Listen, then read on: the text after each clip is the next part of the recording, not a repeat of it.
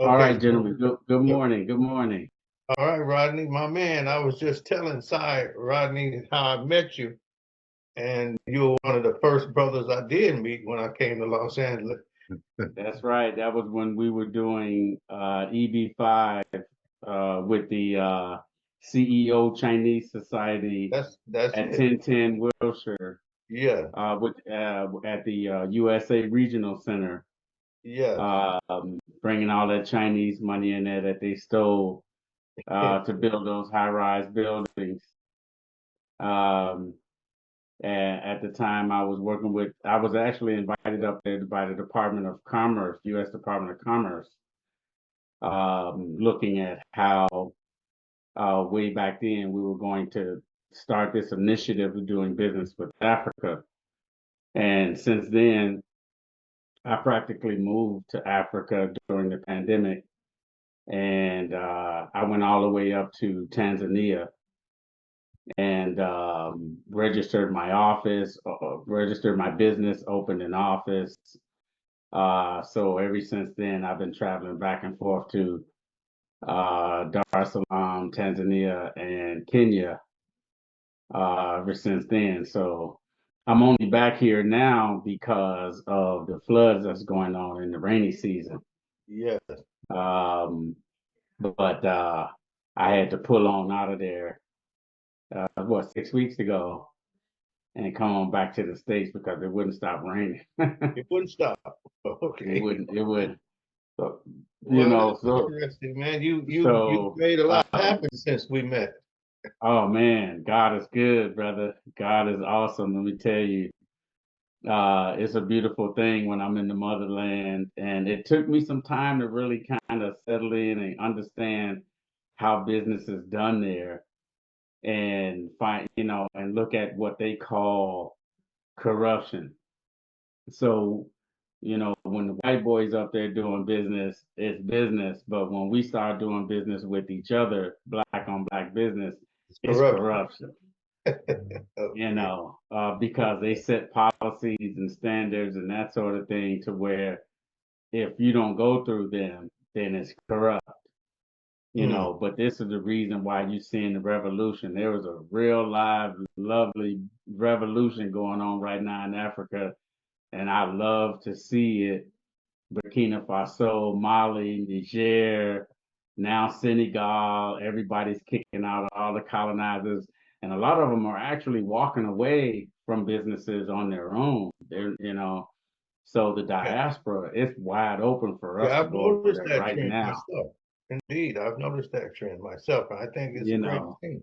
I think so I mean, and don't believe nothing you hear. They love us over there. When they hear you start speaking American English, brother, you're an yeah, instant celebrity. They trying to do business with you. It's not difficult to meet the presidents of these right. countries and and that sort of thing. So I just wanted to set the stage for when the time was right and God say move, that I'm already registered. I already know the right people, all the way to the presidential cabinet, the country's chambers of commerce for Tanzania and Kenya, meeting the farmers, people that actually own land, gold mines, ruby mines, tanzanite, and that sort of thing. So when the time is right, I can go back to my second home or my first home Okay. and start doing business and helping those brothers and sisters. Um, but here in the States, my company is New Life Global Development. I've been in real estate for 27 years, registered at the federal level, at the state level, at county and the city level. You can look up my company. I'm all over uh, the internet at newlifeglobaldevelopment.com is my website. Rodney at newlifeglobaldevelopment.com is my email.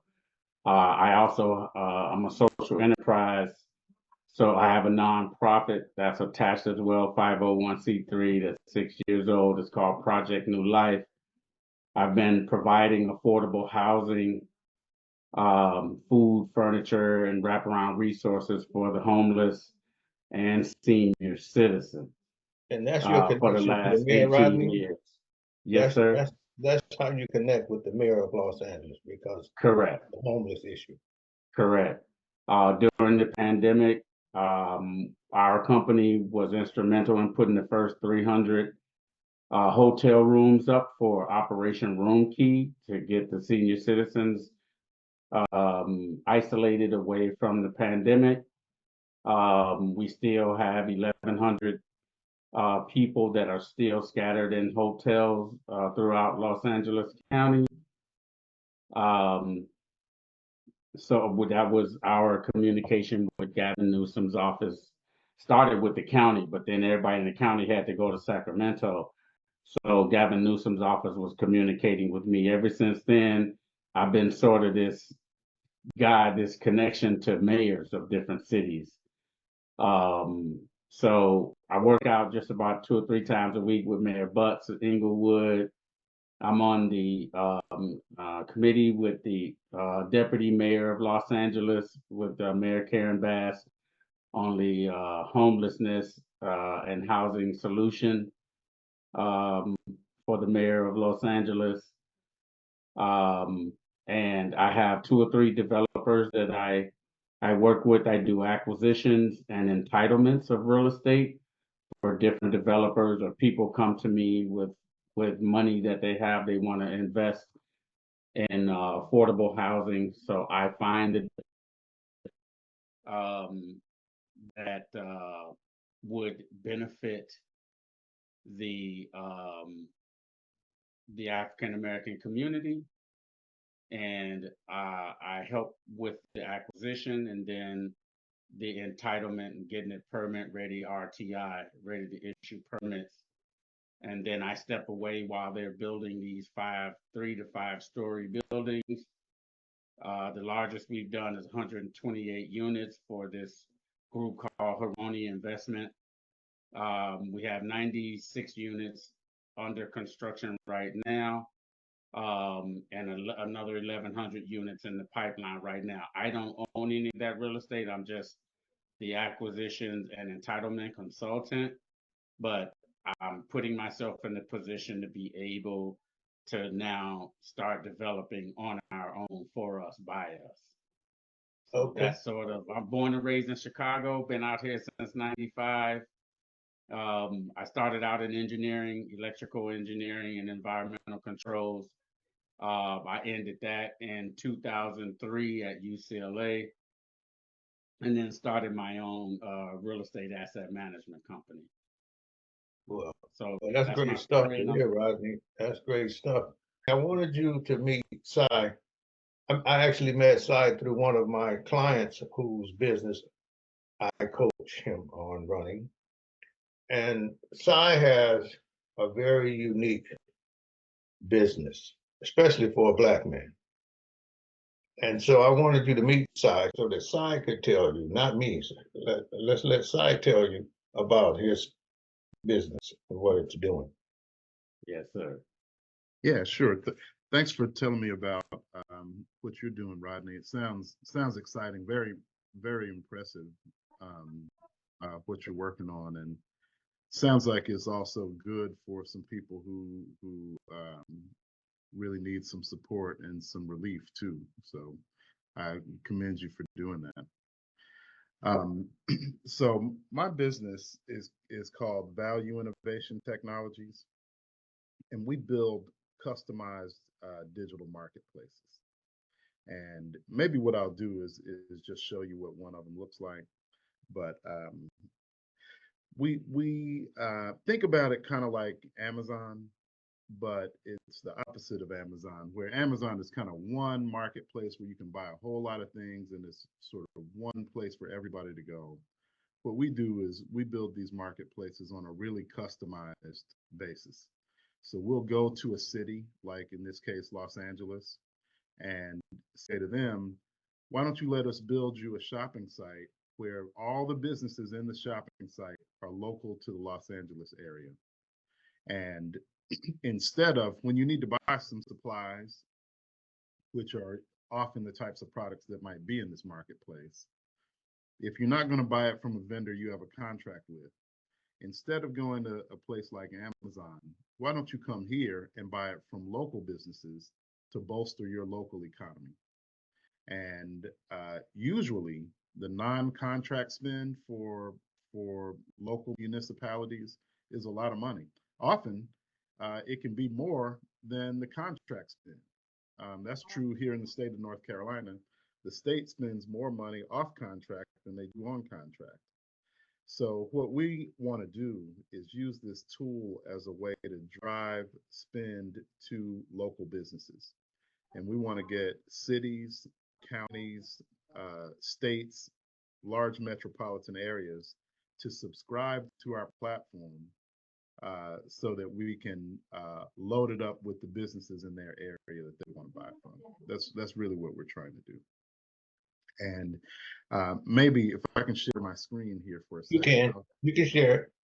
Okay, I'll show you what one or two of them look like. And then I can also show you just a cursory overview of what we would like to talk with the city of Los Angeles and the city of Inglewood about. And then maybe get your feedback and see if there's a way that we might be able to work together, or what you think about it.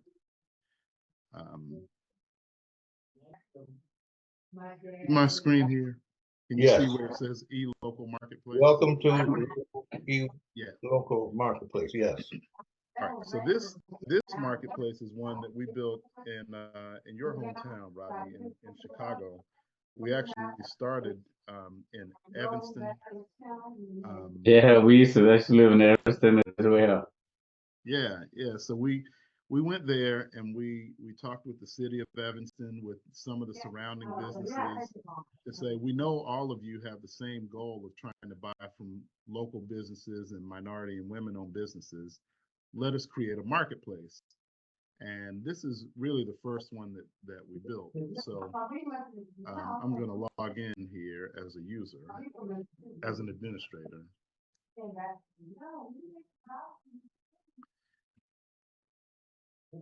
So if I log in, it's because I'm an administrator, it's going to ask me which kind of catalog I want to see. So we have the city of Evanston, Evanston Township High School, District 65 is another school district. Northwestern University is one of our clients. So all of them have access to this marketplace. They pay to have access to it. And we connect it to their procurement system. Whatever type of procurement platform. Oh man, see, the anointing is coming already. Already. Rodney, you told him about the coffee, huh, Shelton? That's why he responded. You told him about the coffee, No, I Shelton. didn't tell him. But that's why you hollering. What's the issue with coffee? Rodney is bringing.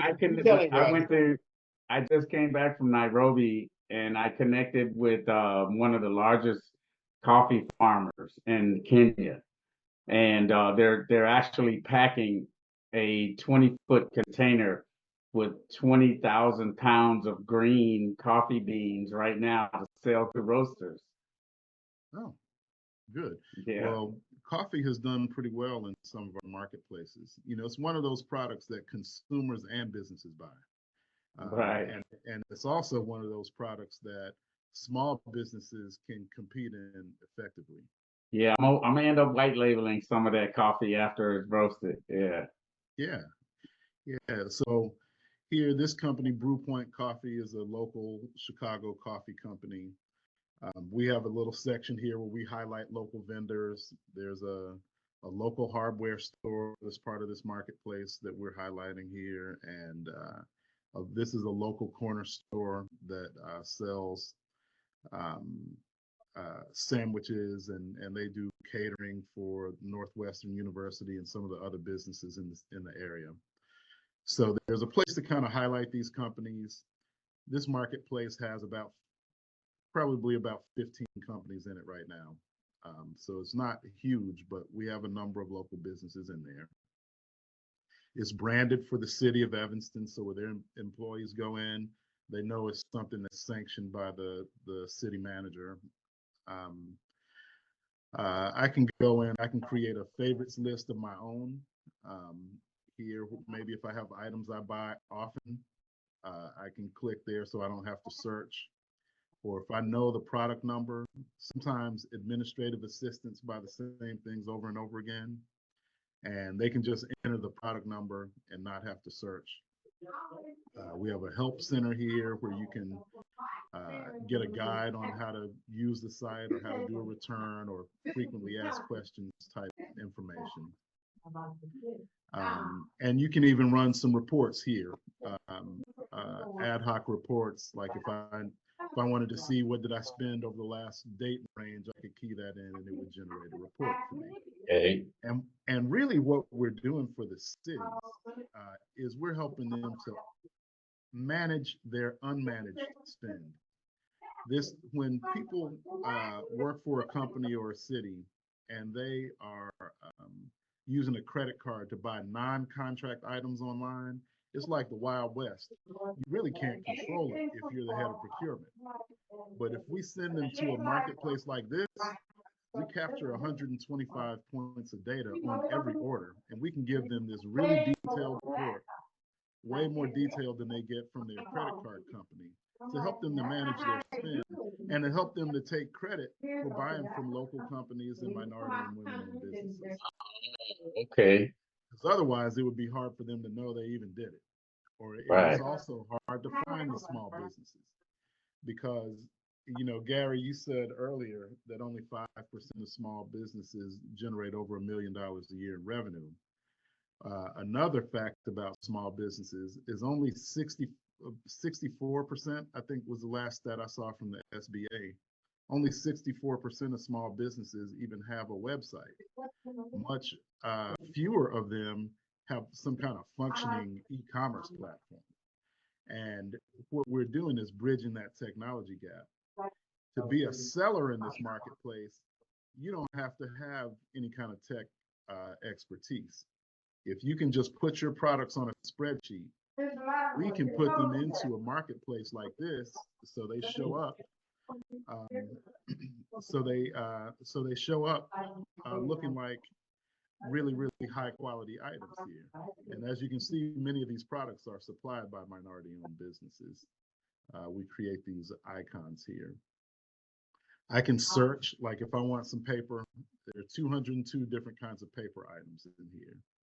I could search for, say I want 3-hole drill to put in a notebook. I can narrow it down so I don't have to search through 200 products. Now it's 6. That's a small enough number for me to pick something. Okay. Something else I can do here. I can drill down. You know, there are all kinds of product categories that we have in here. The site is unlimited. We've built sites before that have millions of products in them. So we don't have a limit in terms of how many small vendors we can deal with.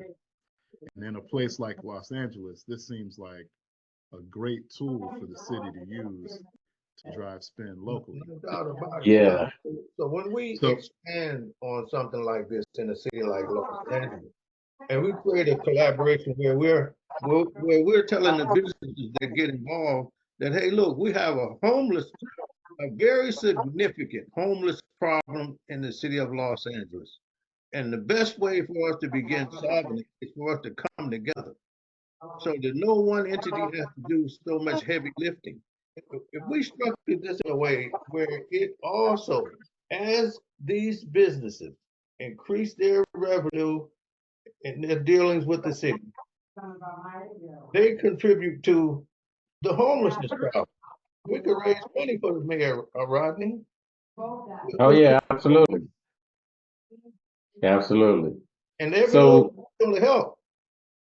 So as you know, I'm a member of several chambers of commerce, as well as the Black Chamber of Commerce, where there's probably maybe 350 small businesses, SMEs, MBEs, LSBEs, WBEs, so forth. If we all came together as a chamber and 50, 60 of our businesses came together to use this. So tell me, how do you, so what does it cost for a small business to participate in this e-commerce? Yeah, we usually charge them a catalog fee of about $500 to $1,000 per year. So it's very affordable for a small business. And if they sell something, then the fee is 4% of the value of the sale. So they don't have a whole lot of money at risk, if they don't get any sales. Okay. Are there any other requirements besides just paying the fee and getting rolling? No, they're not. As a matter of fact, I'll give you an example. There's a hardware store in Chicago that's part of our marketplace. It's not the one that I've mentioned before. It's a different one, Black-owned company. The company's been around for like 100 years, and ended up buying the store from the previous owner. They've been very successful in their neighborhood, but no online presence at all. And I sent a team of people in there to totally digitize all of his inventory. We went in there with scanners. We identified what his products were, got images for those products online, all of the UNSPSC codes, all of the detailed technical stuff that you need to be able to post your products online. We did that for him, and now he's got like maybe 2,000 or 2,500 products in that marketplace where he can get an order from Northwestern University, where before he never ever would have been able to get that type of business. Right, because we're always looking for who's the procurement officer and who's the yeah, I get it. I was able to introduce him directly to the head of procurement. I mean, the guy's got a $900 million budget, so he wouldn't be able to get that kind of access. But for his $500 a year or whatever it was, he was able to get that. And part of what I'd like to do is what I think would be better is, and I'm just kind of brainstorming and talking out loud now, but I'd like to see if the city of Los Angeles or maybe the state of California might be willing to award us some type of grant under their economic development division, because what we're really doing here is e-commerce readiness for small businesses in their region. And I view it very much like workforce development, except this is for your small local businesses to make sure you have a healthy e-commerce economy for your small locals. And if we could get them to grant us some money for that, I could do training and I could do e-commerce digitization like we did for that hardware store in Chicago on a bigger scale. So this might not be the most organized way to explain this to you, but no, listen, I get it. No, look, I get it. You're talking to the right person. I get it. We have a very very successful grant writing team, and we are now training some SMEs at USC. That was another reason why I was kind of excited to see that you were over at Northwestern as well. We're connected to the SBDC, the Small Business Development, and SBA. We also have a CDFI that we're connected to, Community Development, a CDC with an endowment called the Vermont Slauson Economic Development Corporation. And you know what, Rodney? I was going to call one of my friends at Vermont Slauson to bring him on this. I said, well, but let me not move too fast. But Vermont Slauson always asked me to come and speak and teach at Vermont Slauson. Listen, you and I let's do it. The founder was That's from my Detroit. next. And when she died, her funeral was in city council. No time had that ever happened. Yeah. Vermont Lawson is You the, talking about Martha Battlebed? yes, Martha that's the Battlebed. number one Yeah. CDC in LA, as far as I'm concerned. So we're connected. And actually, what I would like to do is set up a couple of Zoom meetings with the SBDC, with SBA, and with Vermont Slauson, with a couple people in the room from the mayor's office, small business and economics, through my company, New Life Global Development, and introduce this on a wide scale.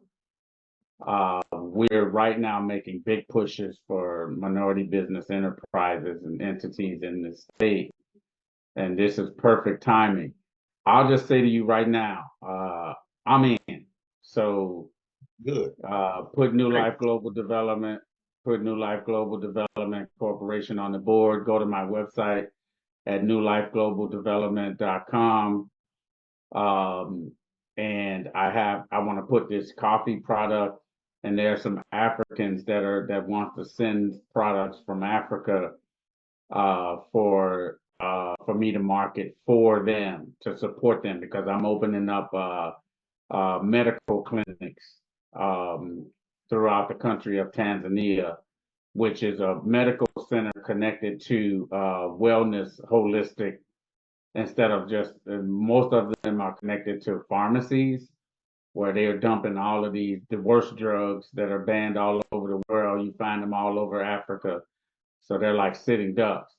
So we're gonna go back to the natural, holistic herbs that for healing, but we're going to put a diagnostic medical doctors right next door to really diagnose the symptoms and then send them to the natural holistic, which is attached right next door. So we've opened up the first one already called GNR. I partnered with this brother called Dr. Godlove. His last name is Godlove. Yeah. And Okay. so Godlove and Rodney, GNR Diagnostics in Dar es Salaam, Tanzania. And we're the plan is to open up 25 of those medical centers all over Tanzania, starting out and then branching out through the rest of the continent of Africa. But I'm connected to a lot of small businesses that have products that they need to put on there. And we're operating right now in a silo. And this is actually what we need. And I'll introduce you to our grant writers. They've just been awarded $7 million federal contracts. They've been 90% of the proposals that they write, they're awarded. They win the grants. They're writing a $400,000 grant for us right now. So I'm saying, let's do this. This is, I need this platform for what I want to do. I want to start making money when I'm asleep, you know, and that Yep. sort of thing. And I want to reach out to other small businesses as well as municipalities as well. Yep, that's exactly what this is about. So we've done this for, a few places. Like our biggest client is the U.S. Air Force. We built a marketplace for them that I was going to show you, but since we're uh, over halfway through our allotted time, I won't do that. But we also have these kind of detailed, customized features that we can include where each city, each participant can kind of customize how it looks and how it functions, how it operates for their employees. So what I wanted to show you also, and I'll if you'll just give me 5 more minutes, then I'll stop so we can kind of talk about what we ought to do. This is a draft of the type of thing we would like to present to the mayor of Los Angeles. This is really kind of an overview of what I just told you. It's kind of curated I like, yeah. engine where it's a way to revolutionize how bigger organizations can transact with smaller ones, to drive business to these smaller local businesses, and they don't have to be tech savvy. What part of what we do, and I didn't tell you about my background, but I used to run a distribution company. It was, at the time, I think it was the 30th largest black-owned company in the country, and my father founded it, and I was the president for a long time. And this is how we got into e-commerce. We built our first e-commerce marketplace in about 2000. So I've been doing this for a long time. And one of the things that we've learned is how municipalities buy things. You know, they have certain things on term contract, but almost all the time, state and local government entities have some kind of threshold that's like a small purchase threshold, where under that amount of money, they don't have to buy something that they have from a company that they have a contract with. They can buy it from whoever they want. In the case of Los Angeles, I have reviewed their procurement code. Los Angeles's small order threshold is $25,000. So they could theoretically, in this marketplace, use their government credit cards to make purchases under $25,000 at a time in this marketplace all day. So over the course of a year, that's millions of dollars to spend that they could run through this marketplace without having to make any type of changes to their legislative changes to the procurement code. They don't have to hire any people. They don't have to really do anything other than just Write the check allow us and put the purchase the order check. in. Yeah, allow us to connect it to their procurement platform, and then tell the employees, if you're going to buy something on your company credit card, shop here first. Before you go anywhere else, try to buy it here. Can't find it here, then go to Amazon or Walmart. No, buy it local first to support your local economy and to support the homelessness problem. That's There you go. exactly right. There you go. Thank you. So you know, this kind of stuff, exactly what you said, is in here. You know, it's an efficient, effective use of tax dollars. I think we could probably drive half a billion dollars in spend in a place like LA over a 5-year period after it gets to be fully mature. Is going to generate jobs, and like you said, the more we can generate job growth, the better it is for public safety to reduce crime, and the better it is for reduction in homelessness. Absolutely. This is something I wanted to make sure you're aware of. So this is kind of a schematic of how I view these marketplaces. On the right side are all the vendors that we're going to put in here. The people like that hardware store, these coffee companies, small businesses that sell stuff. On the left, we create a digital connection with the city of Los Angeles, but it doesn't only have to be them. It can be other large corporations in the LA area. Like USC, UCLA, Exactly. Metro, LA Metro. All of There those. you go. All of those. And the city of Los Angeles already has a precedent for doing this. And they have a program called RAMP, the RAMP program. Yeah, I know. I've been to ramp meetings on a regular. Right.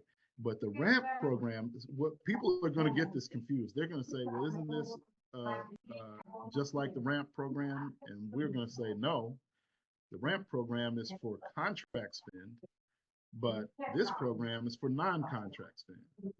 And I think it was something like hundreds of millions of dollars was generated through the RAMP program in year one. Yes. And there may be more opportunity on non-contract than there is for contract. It certainly is Wow. for small businesses. Okay. So I think we need to more drive for that point home. small Black and brown businesses. That's for sure. Okay. Yes. And we go around from city to city and we deliver a customized version of this type of pitch. And it depends on where we are. Like we just won a grant from the state of Nebraska to build one of these. It was a economic development grant. Now, Nebraska being a, very, very red state, we didn't pitch minority STEM in Nebraska. We pitched small business, small local business STEM. I would need your guidance in terms of the city of Los Angeles, whether it's appropriate for us to talk about small local, or if it's appropriate for us to talk about small and local, but with a special focus on Black and brown and women-owned businesses. I don't know. We're calling that right now, what we call it BIPOC, BIPOC, Black and Indigenous People of Color. Because minority also means white women and LGBTQ, and they beating Black businesses out like it ain't no business. They've done more than 250 million, in Black businesses we can barely break 100 million as Black owned businesses, because minority also includes women, and white women are first. They snatch all the business for their husbands, and then you got people that's pretending to be LGBTQ, that's not even that are taking up the number 2 spot. Exactly. So part of it also that I'm interested in is the recent Supreme Court ruling on affirmative action. This got a lot of local government officials nervous about being sued for implementing programs that may advantage people based on race. And I just don't really know where the city of Los Angeles stands on that, or where the state of California might stand on that. And I want to make sure we don't run afoul or step on some kind of landmine by using the wrong terminology. Right, I get you. Well, I think what we should do, Si, and I'm running up against another meeting. What we should do, obviously, this is our first meeting, not our last. So what I'd like to do at this point is say, first of all, I'm in. It's just, give me a few days to get my team together and help them to help me understand how we need to position this in our corporation. And then we need to have another meeting, say next week, and set up our whole proposal to the city. So I would like to meet with my closest 3 mayors, which Karen Bass would lead the way, and then Butts, and then Mayor Emma Sharif of Compton. Yes. That's 3 Black mayors. Those are the 3 mayors that I would like to present this to their offices first. That's the protocol.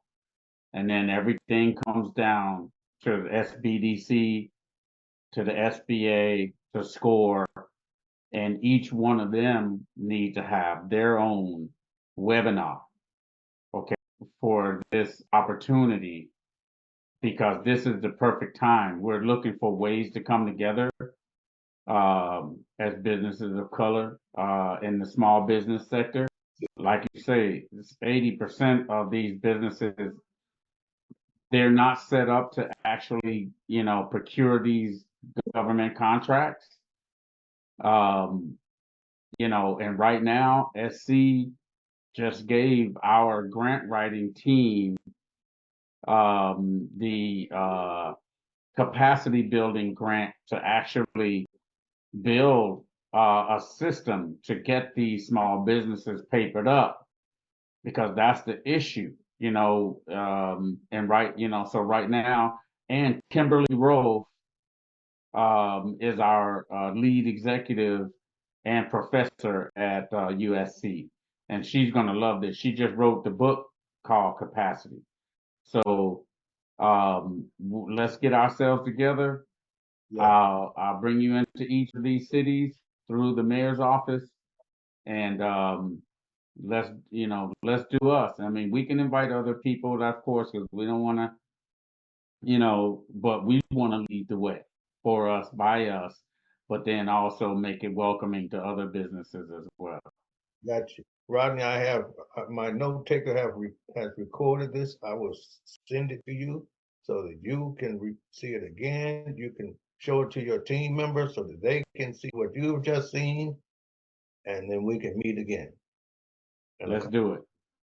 Like me to send Thank you. you both a copy of that draft presentation. do that. I'd like to see that.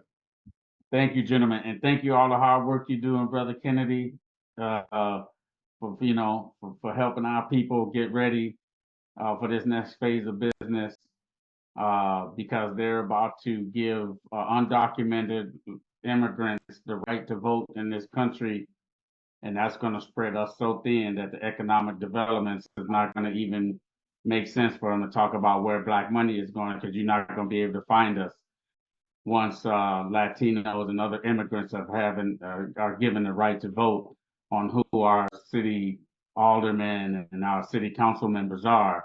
So this is a platform here that's going to empower us and turn a lot of jobs into entrepreneurial businesses. So thank you, Brother Sheldon, for bringing this in. You always come with the great nuggets. I appreciate you, big brother. All right. You know, we're always doing this together. Thank you, Brother Sai, for all the hard work you've done. And like I said, Count New Life Global Development in. Go my nonprofit website is projectnewlight.us. Rodney, get the coffee ready, man. Get the coffee ready. The coffee is the container is being packed, brother. By the end of next week, that container is going to be packed and ready to be shipped out of Mombasa, and 28 days it's going to hit the Long Beach port. So, you know, I need these coffee roasters and some of these, the big ones and the small businesses that's ready to go. And once they roast this coffee, I want to white label it because I want to infuse it with things like fulvic humus and other ingredients and things like that that create healthy coffee that's going to heal, coffee that's healing the body. You know, if you go into a Starbucks right now, they've had to put up signs to say that there's cancer-causing ingredients in a lot of their products. So if you next time you walk into Starbucks, look on the wall. They have to advertise that a lot of the products have cancer-causing ingredients, and they have to advertise it now because they wanted to sell it anyway. So let's take it and go the other way and put healing properties and things like that, healing herbs in the coffee. It doesn't change the flavor, the taste, or anything like that, but it heals the body. Yes, sir. Powerful. I love it. All right. So thank you, gentlemen. I had my next client just came in here. We protect senior citizens that other people are trying to take their real estate from, and that sort of thing too. So we'll follow up with you, Rodney. Thank you, brother. All right. God bless you. Thank you, Si. Right.